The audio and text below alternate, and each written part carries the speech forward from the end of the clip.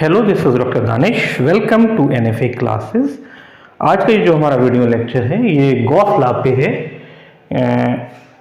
Gauss law जो है ये एक इकोलॉजी का टॉपिक है। जब हम पॉपुलेशन इकोलॉजी के बारे में पढ़ते हैं तो ये उसमें एक कॉन्सेप्ट है, एक टॉपिक है जिसको आपको पढ़ना पड़ता है। तो let's start the class and this is the Gauss law. अगर कोई आपसे ये पूछे कि गॉस लॉ क्या होता है तो सिर्फ यही अगर कहा जाए कि व्हाट इज गॉस लॉ, तो हो सकता है ये आपके लिए मुश्किल हो जाए कि उसका आंसर करना, क्योंकि एकदम याद नहीं आएगा कि ये गॉस लॉ कहाँ पे हमने पढ़ा था, कैसे पढ़ा था। पर अगर आपको ये कहा जाए गॉस कॉम्पिटिटिव एक्सक्लूजन प्रिंसिपल, अगर आपसे ये कहा जाए कि गॉस का कॉम्पिटिटिव एक्सक्लूजन प्रिंसिपल के बारे में लिखिए, तो ये शायद आपको कुछ हद तक कुछ हिंट मिल जाएगा और आप इसके बारे में फिर प्रॉपर आंसर कर सकते हैं।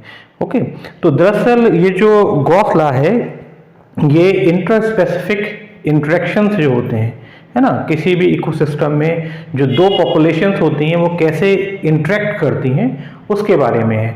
और ये इंटरस्पेसिफिक इंटरेक्शन के बारे में है। और ये इंटरस्पेसिफिक इंटरेक्शन किस तरह का है?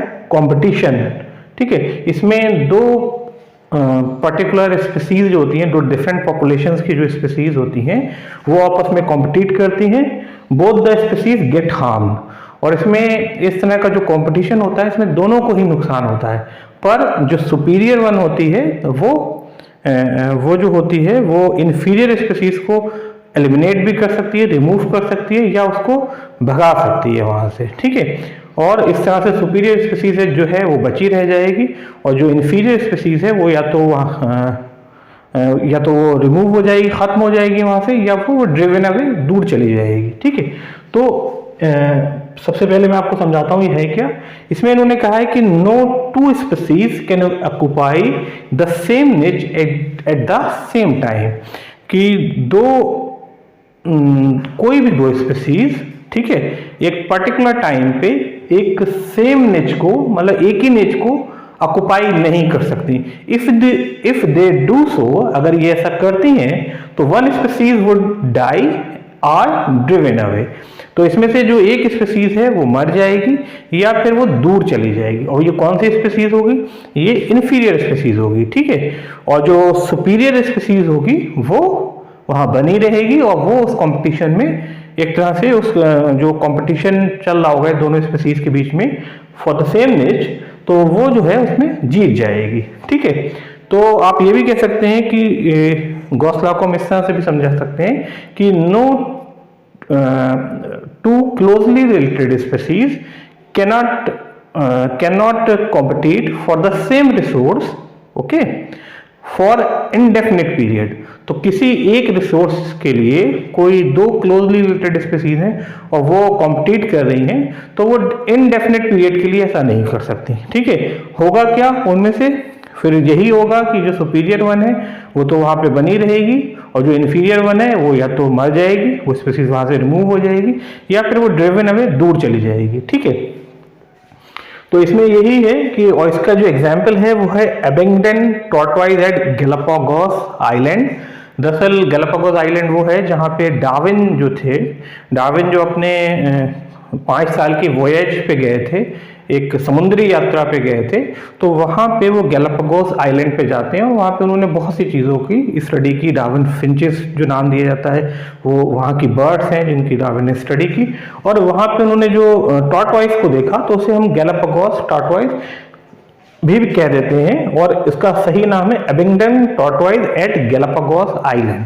ठीक है, तो ये जो टॉर्टवाइज था, अबैंडन टॉर्टवाइज, ये गैलापागोस पे रहता था। और जब वहां पे हमने गोट्स को, बकरियों को इंट्रोड्यूस किया, तो कुछ ही वक्त में, मतलब विद इन 10 ईयर या एक डिकेड में, जो पूरी पॉपुलेशन थी टॉर्टवाइज की वो क्या हो गई? वो वहां से रिमूव हो गई, खत्म हो गई, एक्सटेंट हो गई।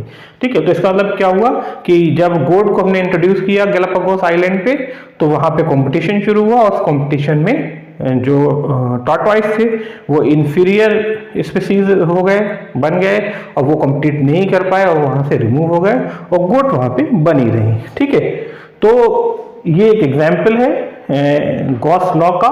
और पर ऐसा गॉस का जो लॉ है वो दरअसल एक ग्रॉस जनरलाइजेशन है, और इस रूल को अब जो इकोलॉजिस्ट हैं या जो रिसेंट रिसर्चेस हुई हैं वो इसको पूरी तरह से नहीं मानती हैं, पर पूरी तरह से ये इसको ओवररूल भी नहीं करती हैं कि ऐसा नहीं है कि इंटर स्पेसिफिक जो कंपटीशन है वो नहीं होता है, ठीक है। पर अगर जो रिसोर्सेज हैं वो लिमिटेड हैं, अगर रिसोर्सेज मतलब जो है वो लिमिट में नहीं है, अनलिमिटेड है, काफ़ी अबेंडेंट में है, अबेंडेंस में है, तो क्या होगा, तो दोनों स्पीसीज को एग्जिस्ट कर सकती हैं, ठीक है। और को एग्जिस्टेंस का जो एक एग्जाम्पल है वो यहाँ पे मैंने दिया है को एग्जिस्टेंस का, कि ये जो ब्रिटेन की जो रिवर्स एस्चुरीज है, एस्चुरीज मतलब नदी के मुहाने को कहते हैं, तो वहाँ पे दो बर्ड की स्पीसीज पाई जाती है। कर्ल्यू बर्ड जो होती है, इसकी जो बीक होती है ये बहुत लंबी होती है,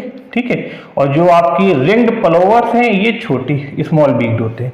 तो जो लॉन्ग बीक्ड कर्ल्यू बर्ड है, तो ये क्या करती है, ये शैलो वाटर में जाके, नदी किनारे पे जो शैलो वाटर है वहां जाके ये प्रोब कर सकती है, अपने जो खाने को प्रोब कर दी है, वहां ढूंढती है अपनी जो बीक को नीचे मड में डाल के, और अपना खाना वहां से ले लेती है।